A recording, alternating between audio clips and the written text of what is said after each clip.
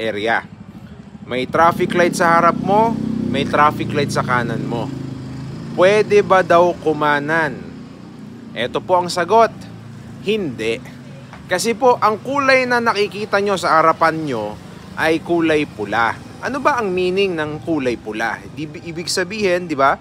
Stop.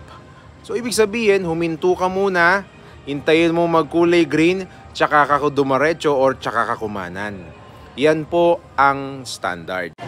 Pwede lang kumanan dyan kapag ikaw ay pinahihintulutan ng traffic enforcer. Minamandohan na, kumanan ka na.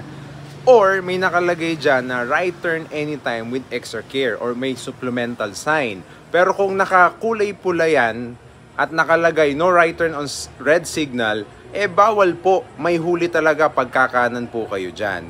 Kaya yung busina ng busina, huwag na po kayong bumusina dahil bawal po talagang kumanan dyan.